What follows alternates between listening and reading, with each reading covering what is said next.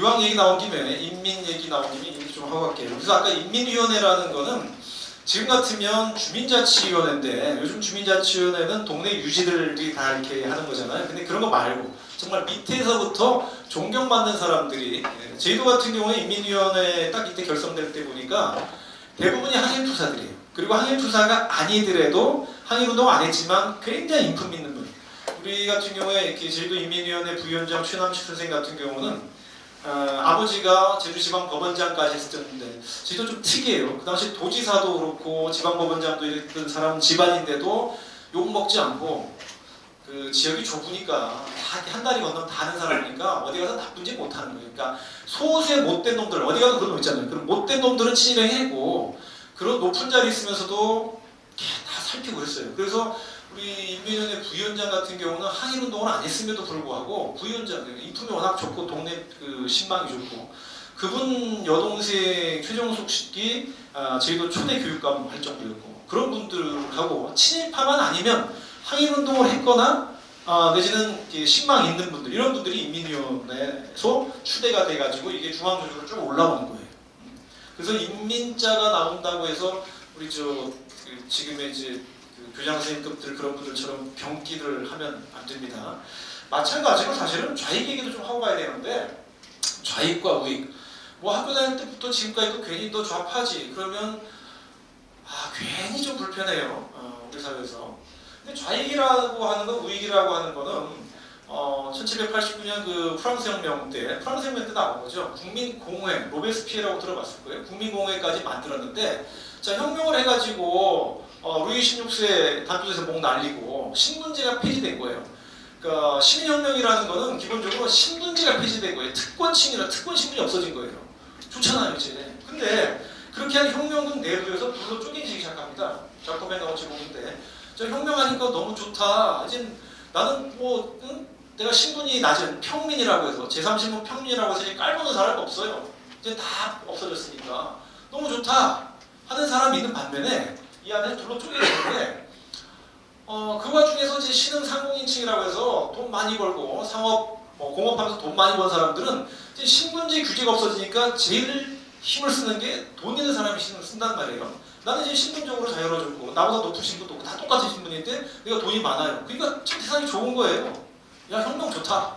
근데 자코벤 쪽 사람들은 어떤 사람이었냐면 신분제가 없어져서 내가 좋을 줄 알았는데 먹고 살기 힘들어졌어요. 예를 들면 중세 때 농노라는 사람을 보면 내가 신분상으로는 영주한테 예속돼 있긴 하지만 영주 땅을 나는 늘 농사 지을 수 있었거든요. 그러니까 먹고 살 수도 있었어요. 자유는 없었지만.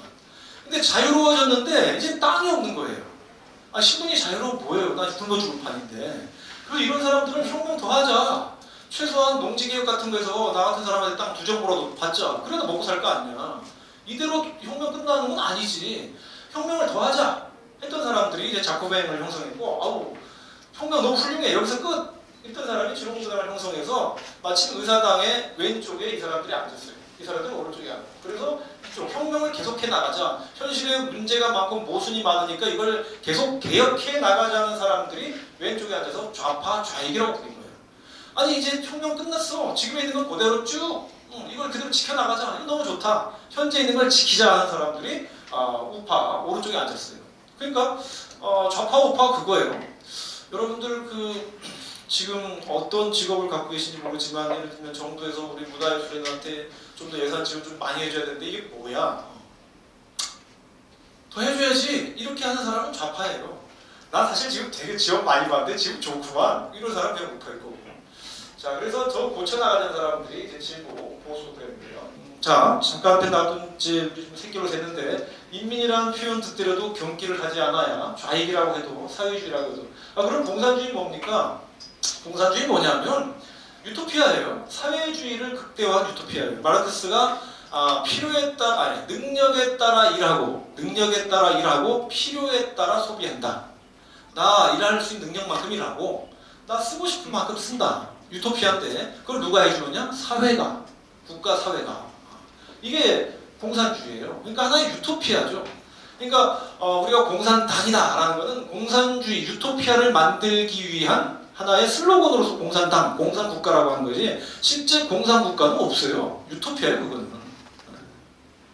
마치 우리나라 헌법 제1조 대한민국 민주공화국이다 하지만 민주공화국 아직 다 안 됐잖아요. 근데 우리 민주공화국이다 하는 것처럼 북한에서 옛날에 그런 얘기 있잖아요. 지상낙원이다. 우리 북조선은 뭐 지상낙원으로서 그거예요. 지상낙원. 사회가 모든 걸 책임져주는 지상낙원이 공산주의죠.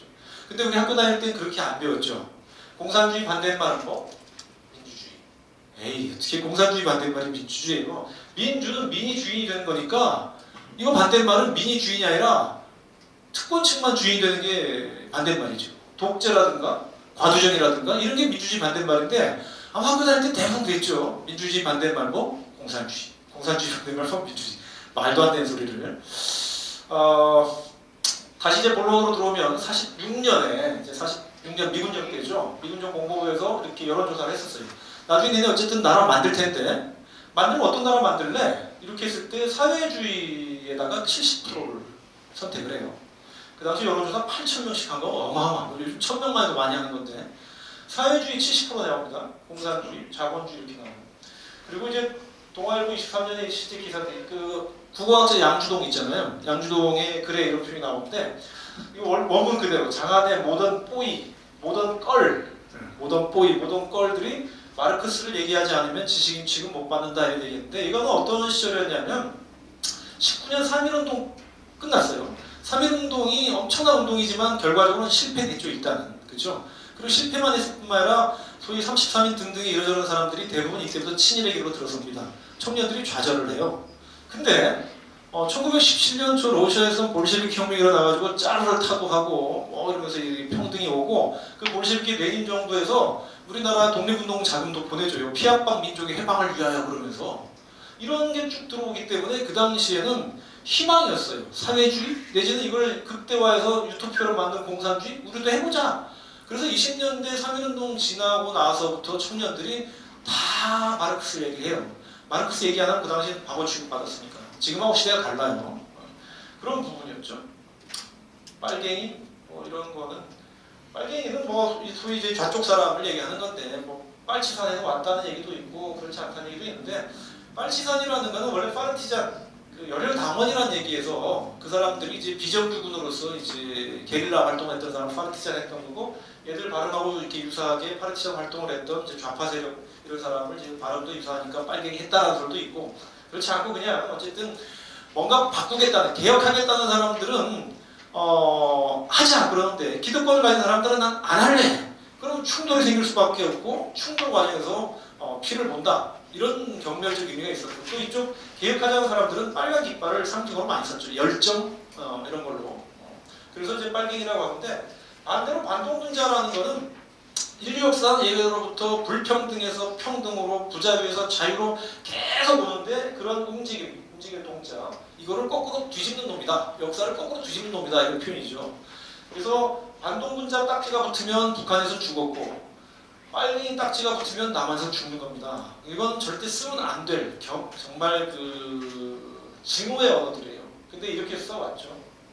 자 어쨌거나 인민, 좌파, 사회주의 이 얘기를 우리는 절대 편안하게 못 들고 심지어 공산주의 같은 얘기하면 완전히 우리는 남한사에서 매장됐는데 그게 언제부터냐면 사실은 해방정국에서는 이런 거 얼마든지 했어요. 남로당이 합법정당이었습니다. 그 당시에 남로당이 불법정당 아니에요. 합법정당이었어요. 근데 이게 이제 말을 못하게 된 게 6.25입니다. 6.25는 최소한 350만에서 만이 죽었다면 550만까지 보는데요. 실제 남한 병사나 북한 병사나 그냥 일반 병사들은 끌려갔어요. 그리고 전쟁하다 보니까 서로 죽였는데 그때부터는 내 전우가 죽었어요. 내 아버지가 죽었어요. 그러면 자기가 처음에 전쟁 나올 때하고는 무관하게 상대방에 있는 북한 병사들은 철천지 원수가 되는 거예요. 이게 오랜 세월 동안하면서 이 남한 사람들의 DNA에 그냥 각인된 겁니다. 북한 냄새가 요만큼이라도 나는 건 다 거부해야 됩니다. 인민도 거부해야 되고 좌파도 거부해야 되고 사회주의도 거부해야 되고 근데 사실상 우리가 역사를 제대로 보고 우리가 사회를 제대로 살아가려면 인민이라는 표현이 거북해서 안 되고 좌파가 사기 중 더더욱이나 그렇습니다. 이게 왜 나쁜 건데요? 유리공제도 나쁜 거예요. 아니 현실을 개혁하자 좌파가 나쁜 거예요? 아니거든요. 근데 6.25라는 게 우리를 그렇게 해놨어요. 국민적 어떤 멘탈에 이렇게 경기를 하거나 내지는 그냥 알아서 피하게 만들었죠. 6.25 아니었으면 그렇지 않았을 거예요. 자, 제 진도 나갑니다. 자, 그래서 아까 미군정이 만들어졌고 아까 인민 때문에 잠깐이 아니라 한참 우리가 바람 쐬다 왔는데 이 두 개가 이제 대립하는 거죠. 일본이 물러간 38도선 이남 땅에 얘가 주인이냐 얘가 주인이냐 건데 물러가서 9월 6일이면 20일쯤 지났나요? 해방되고 20일쯤 지났을 때 건국준비위원회에서 조선인민공화국 수립을 선언합니다. 조선인민공화국 어디서 들어봤는데 북한은 있죠? 아니죠. 북한은 조선민주주의인민공화국이 아직 북한이라는 게 만들어지지 않을 때죠. 해방되고 20일 만인데 건국준비위원회에서 지역의 인민위원회 바탕으로 쭉 올라와서 그 인민위원을 중심으로 나라를 탁 만들어 선포를 했어요. 여기에 여운정이 주도를 했기 때문에 자기는 그래도 앞에다 주석은 안 하고 같은 대통령 부통령인데 부통령에 자기 놓고 대통령 이승만, 허헌, 김구 내정부장, 김규직, 김원봉 뭐 대충 들어보면 좌우파 사람들이 다 들어가 있어요. 근데 정작 이승만은 그 당시 미국에 있으면서 자기가 대통령이 될지도 몰라요. 김구도 충칭에 있으면서 자기가 내정부장이 될지도 몰라요. 아니 이런 황당한 정도를 여운정 선생은 왜 만들었을까? 뭐야? 자 이게 뭐냐면 정보에 의하면 9월 7일 아닌 8일에 미군이 상륙을 합니다. 자 미군이 상륙할 때 여운정 등등이 개인 자격으로 나가서 어우 미군 고마워요 웰컴 하는 거와 우리 정도 대표로 왔는데 미군 고마워요 웰컴 하는 건 차원이 다른 거죠. 그래서 이거를 급조한 거예요. 대한민국 이전에 남북한 쪼개지기 전에 뭐 잠깐 만들어졌다가 부정당하긴 했지만 일본 망한 뒤에 우리가 세운 최초의 국가 이름이 조선인민공화국이에요. 처음 들으시죠? 처음 들으면 많을 거예요. 근데 이렇게 했더니 얘가 아까 제1조가 38선 이남의 주권을 갖는다 그랬잖아요. 같은 영토에 주권 두 개가 있을 수가 없죠. 그럼 미군정은 인민위원회가 만든 인민공화국을 인정한다 안 한다? 안 한다죠. 당연히 인정 안 하죠. 뭔 소리야? 이건 우리가 승전국이 점령한 땅이야. 이렇게 나온 거죠. 그리고 미군이 들어왔고 미군이 수도 적고 하기 때문에 미군이 모든 걸 통치하는 것이 아니라 손발을 채용하죠. 그 손발은 바로 누구냐면 누구예요? 친일파들이죠. 그렇게 친일파들이 화려하게 다 복귀가 되기 시작합니다. 아까 학교 같으면 학생부 주임했던 사람이 교장으로 화려하게 복귀가 되는 겁니다. 그래서 이 현대사의 가장 핵심 축은 이겁니다. 일본이 망하고 떠난 자리에 얘가 주인이냐 얘가 주인이냐. 그리고 어쩌면 이게 2018년 오늘까지도 이어져요. 노무현 대통령이 대통령 되기 전에 선거운동 시절에 반미면 어떠냐라고 얘기를 했었어요.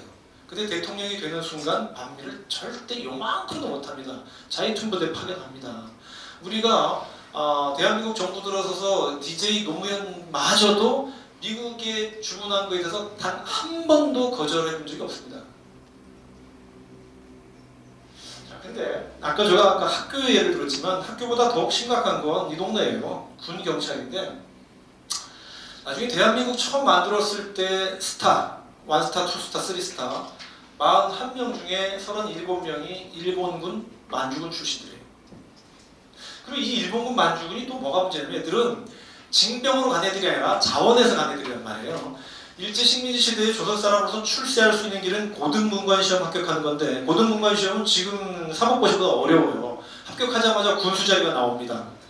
그거 소수의 길과 그렇지 않았을 경우는 군경에 투신하는 거예요. 군경에 들어가면 출세가 빠릅니다.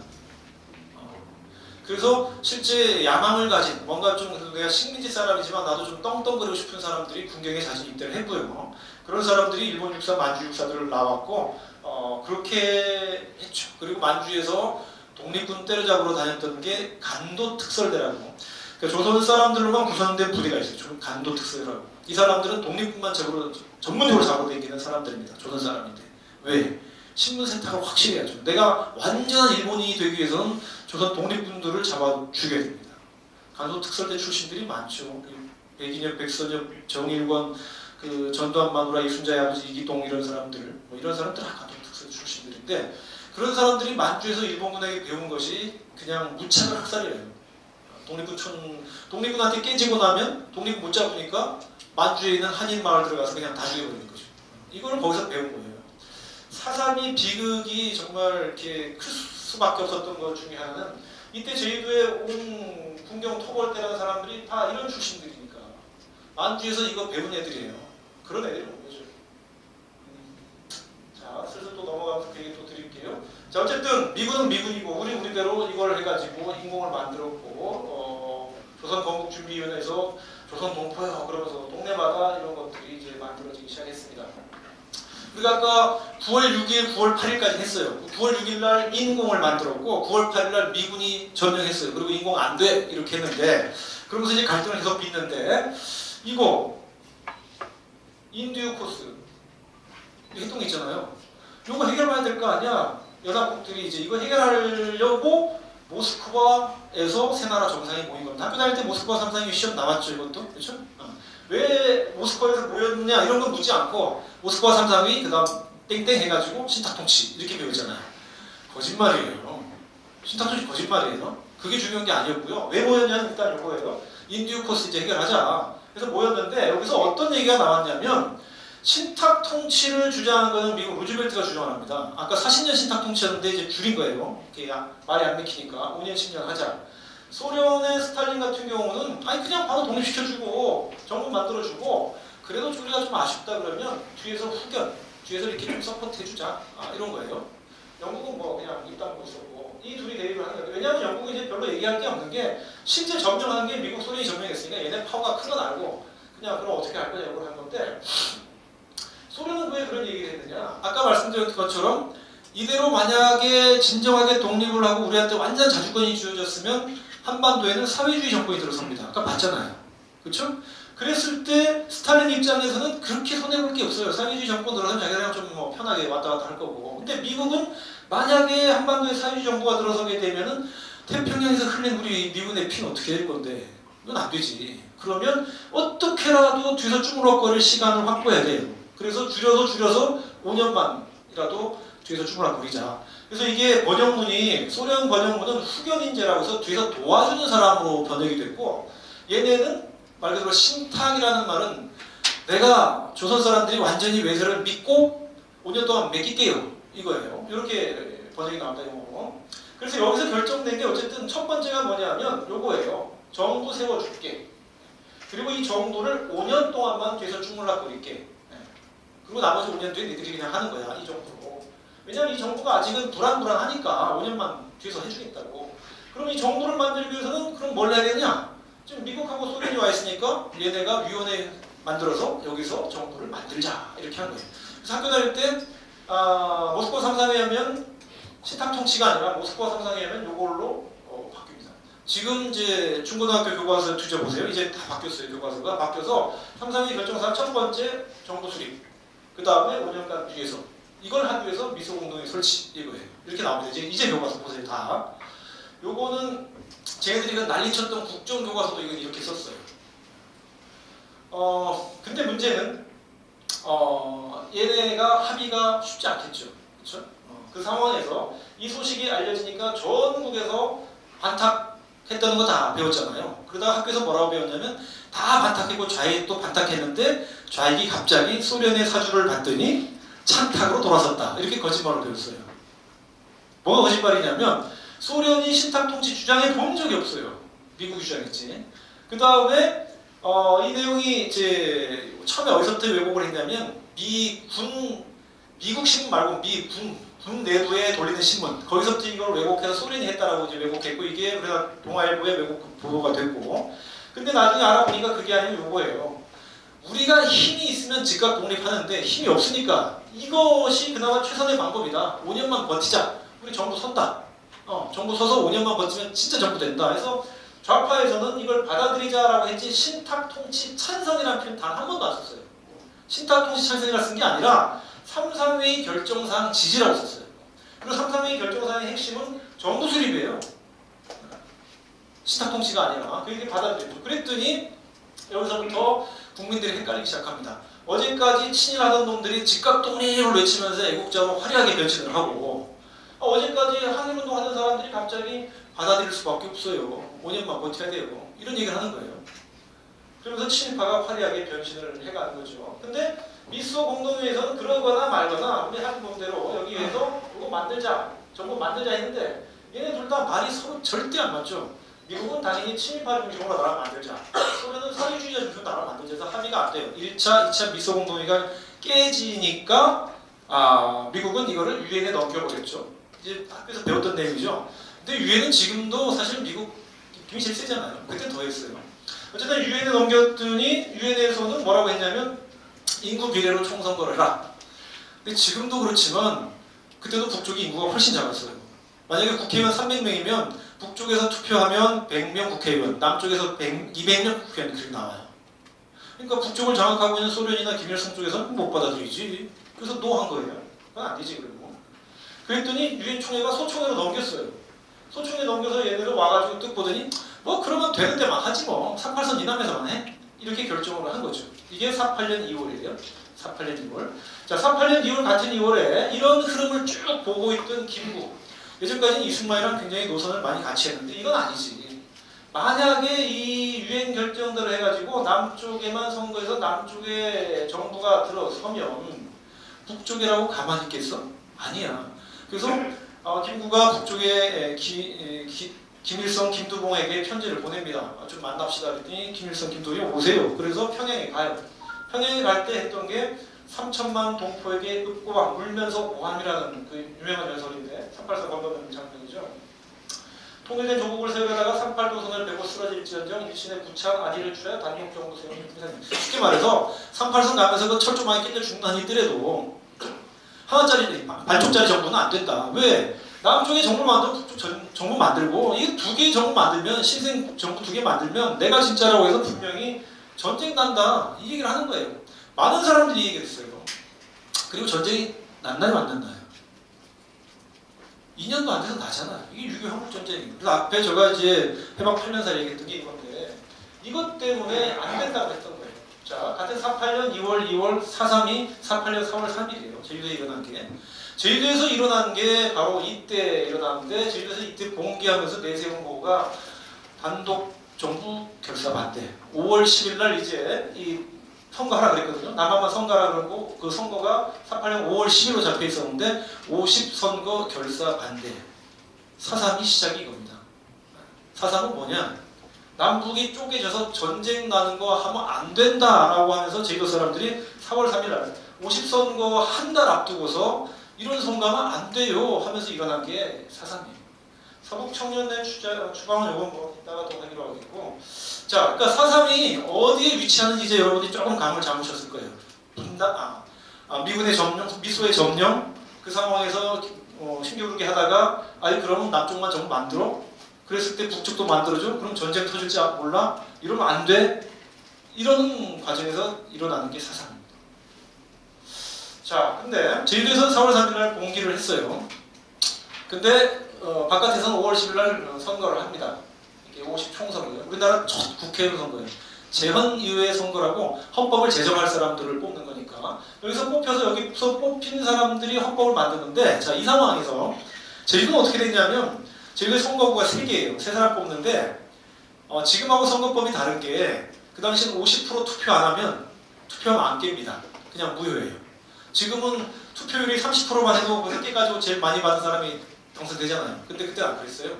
그래서 제주도 3개 투표구 중에 2개 투표구가 50% 투표를 안 했어요. 그래서 무산된 거예요.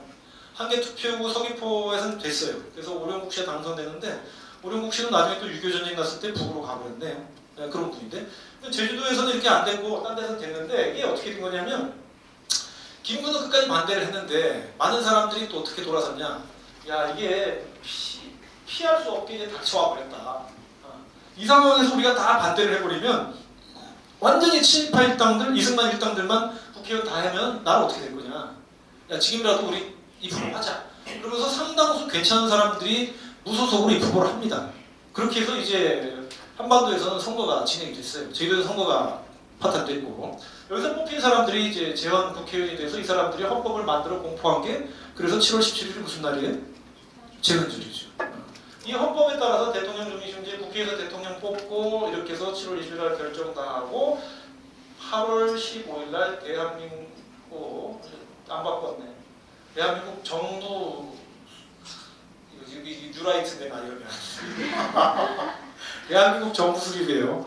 죄송합니다. 내가 어떻게 바쁘다 했는데 그래서 미군정 딱 만 3년 뒤에 우리가 38선언 이남에 대한민국 정부가 수립되는 겁니다.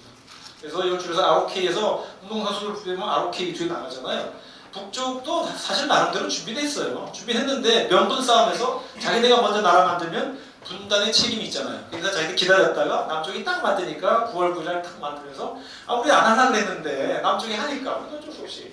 그래서 조선민주주의인민공화국 PRK 이렇게 만들었죠. 어쨌든 48년 8월 15일은 우리가 지금 살고 있는 우리 대한민국 정부가 만들어진 날입니다. 굉장히 축하할 일인 것 같긴 한데 뭔가 불안해요.